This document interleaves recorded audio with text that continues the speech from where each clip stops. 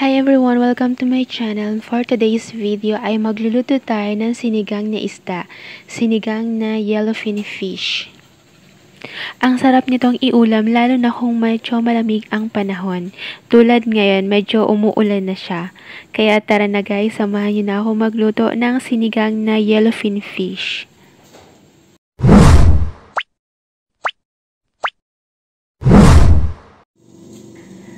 Ayan, una natin gagawin ay magpakulo ng tubig.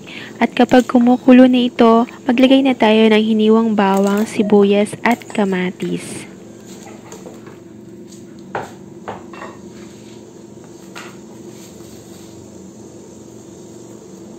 Lagyan na din natin ito ng asin.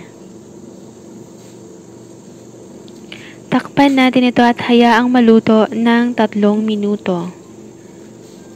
Lutuin muna natin ang sibuyas, bawang at kamatis.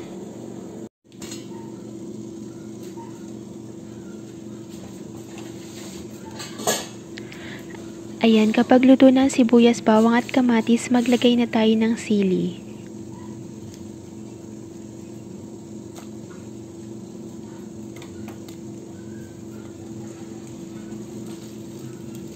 Ilagay na rin natin ang pechay. Inuna nating ilagay itong tangkay ng pechay kasi medyo matigas siya.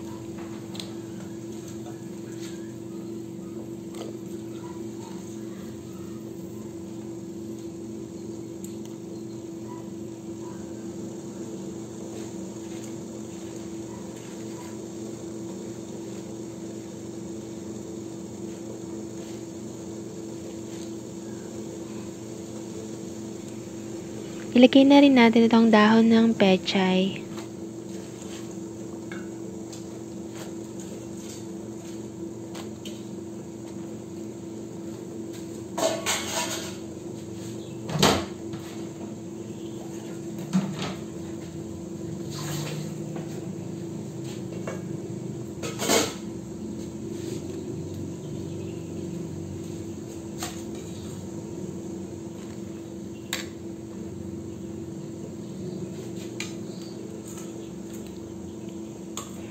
Ayan, pagkatapos natin ilagay ang pechay, ilagay na rin natin ang hiniwang isda.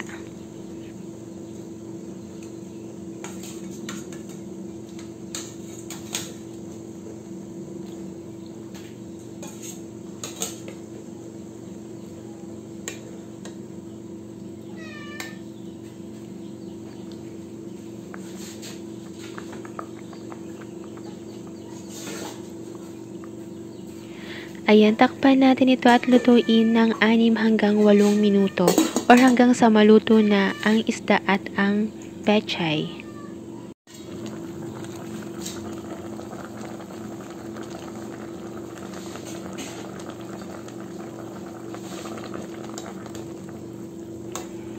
Ayan, pagkatapos ng 6 na minuto, ilagay na natin ang calamansi juice. Haluin lang natin yan.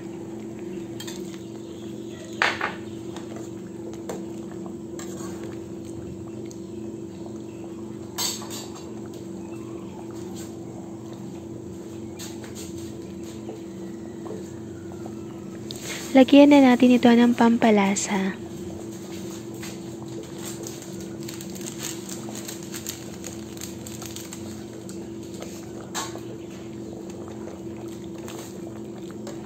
At haluin natin.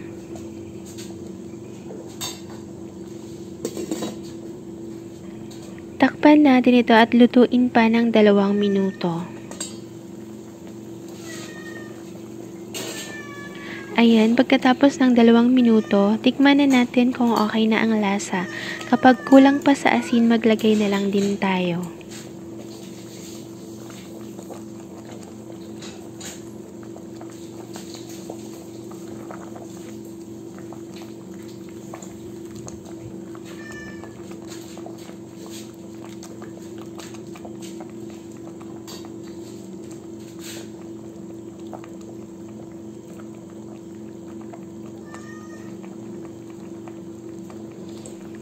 Ayan, tapos na tayo magluto. I-off na natin ang apoy at i-serve na natin ito habang mainit pa with rice.